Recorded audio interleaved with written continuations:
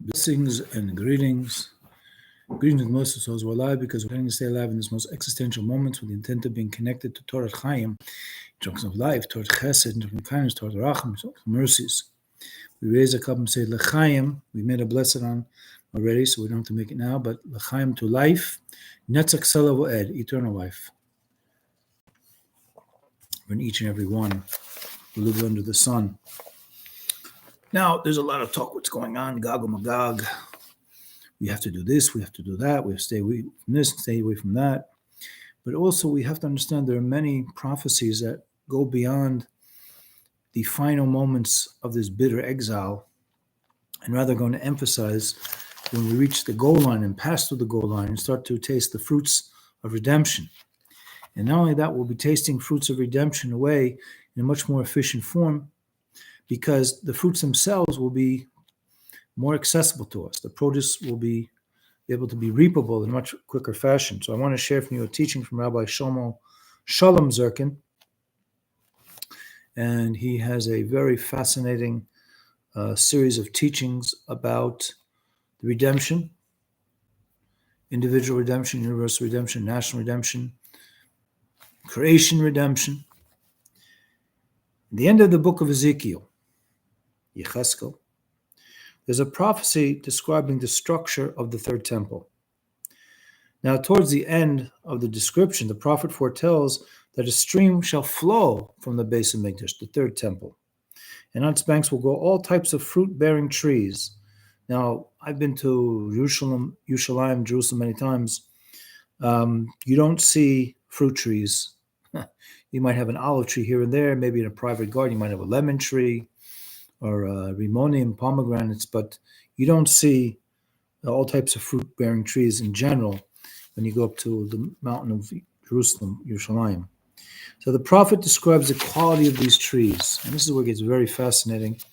And if you want to do your own research, go to Ezekiel, Yecheskel, Hanavi, Ezekiel the prophet, chapter 47, verse 12. All kinds of trees for food will grow up on both banks of the stream. Remember, the stream hasn't been revealed yet, soon to be revealed in the creation coming close to us. Their leaves will not wither, nor their fruit end. They will yield new fruit every month. Their fruit will serve for food, and their leaves for healing. Will the pharmaceutical industry get upset that they now have competition with leaves of trees, which will provide healing? Okay, that's just a little Torah activist thought being shared with you. The Midrash teaches that in addition to these trees yielding fruit every month, they will always produce different kinds of fruit. What is the meaning? This is from the Midmar Rabbah, the Midrash. They will yield new fruit every month, that every tree will bear a new species of fruit every month. The produce of the one month will not be similar to the next. So here's another thing that's going to be fascinating and engaging all the people of the world. And by the way, Mazel Tov, as of this broadcast, we've reached 8,100,000,000 people. Hi, you social engineers and eugenicists. Your plan isn't working. The human family condition experience is expanding from strength to strength. Go enjoy your false notions of how society should be running. Anyway, let's go further. The sages of the Jerusalem Talmud, this is from 1800 years ago, debate the meaning of the prophecy they will yield new fruit every month. Rabbi Yehuda said, in this world, grain produces a crop 6 months after it is sown. Again, that was in those days. I don't know, maybe with farm agricultural technology, it's quicker, but back then it took 6 months, and a tree produces fruit every 12 months. However, in the future, grain will produce a crop in 1 month, and a tree will produce fruit in 2 months. This will come naturally, not with the GMO technology. From where is this derived? From the verse, it shall bring forth new fruit every month. Rabbi Yossi said, in this world, grain produces a crop every 6 months. After sown, and a tree produces fruit every 12 months. In the future, grain will produce a crop in 15 days, and a tree will produce fruit in 1 month. So we see that crop and fruit production will become even more efficient. One may ask, what will be unique about the trees growing near the stream that will flow from the temple, that they will yield produce at an expedited pace? The Torah's Chaim explains that trees will get this unique quality for expedited growth from the water, the stream that will flow from it, because we'll be free from the impurity of Sitra Achra, the other side, meaning the opposite of holiness. All that the land yields in the world contains energy from the Sitra Achra, from the opposite of holiness. This is because the land, and primarily this is coming because of the original sin from Adam and Eve, Adam and Chava.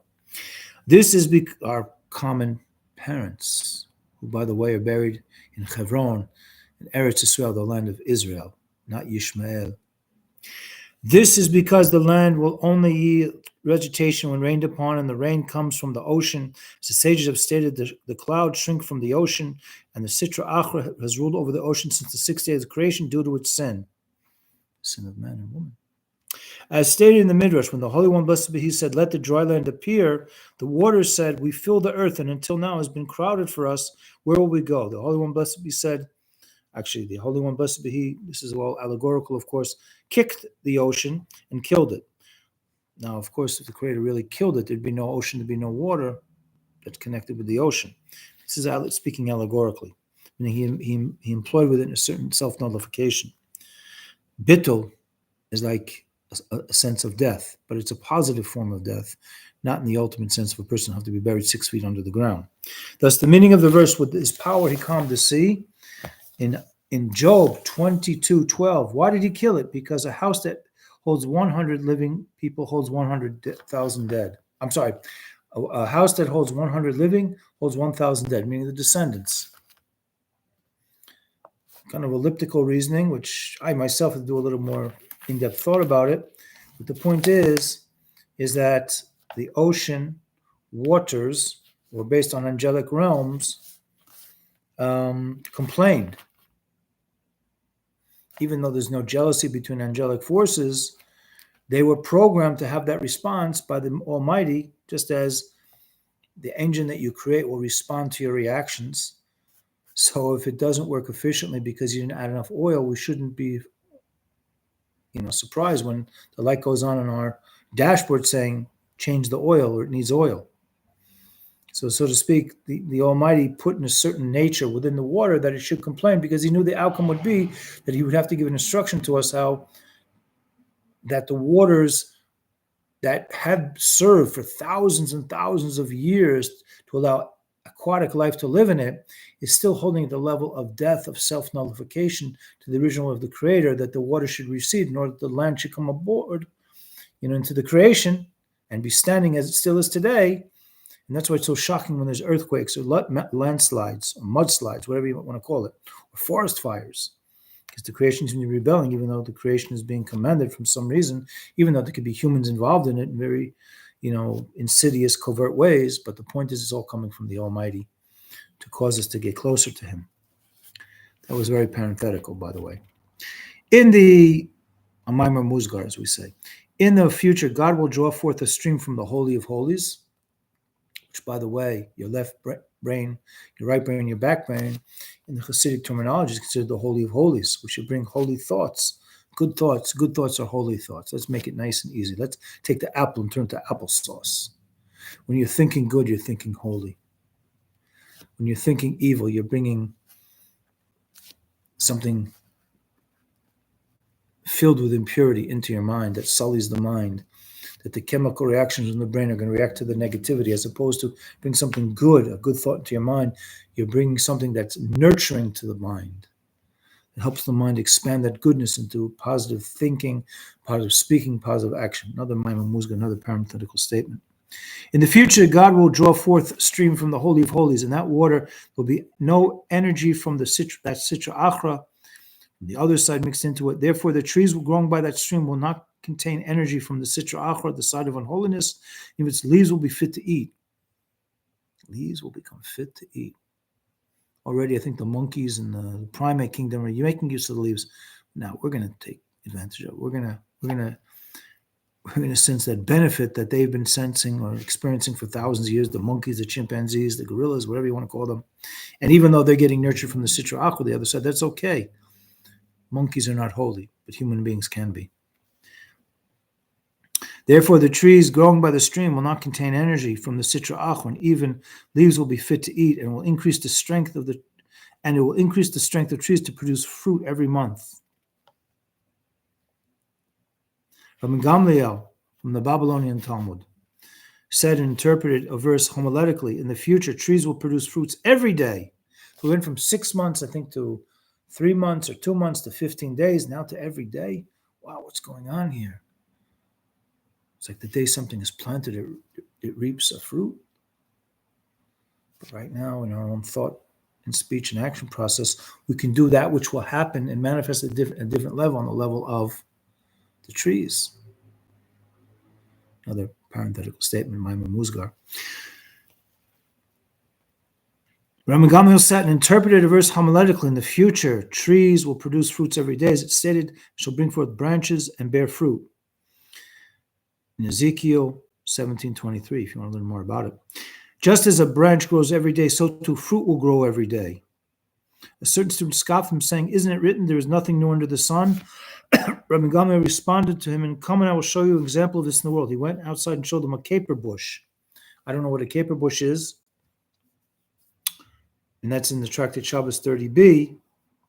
So we see that already there is nothing new under the sun. There is a species called the caper tree that apparently is growing on a daily basis.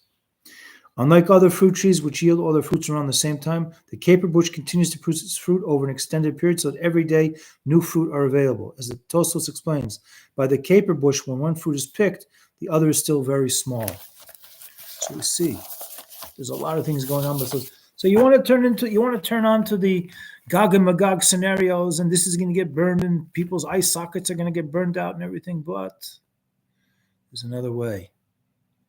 Now that we reach 8,100,000,000 people of blessed souls that shouldn't be anointed, disappointed they've been anointed with the divine image, it's Tselem Elokim, which is no dream, to help you out and live this precious life that we live, that we can actually see, instead of eyeballs getting melted in sockets, that the nations, according to the prophecy in Isaiah, which is written on the wall by the United Nations, which are not too united except for the discord that they're created in, they're united to create dystopian scenarios for the creation, as opposed to stabilizing the creation according to 7 Noahic commandments, which were originally given to the original peoples before there was even a Jewish nation, Israelite nation, 12 tribes of Israel, as we are. So we're reminding you of your ancient obligation, which is actually older than ours, but will help you along the way.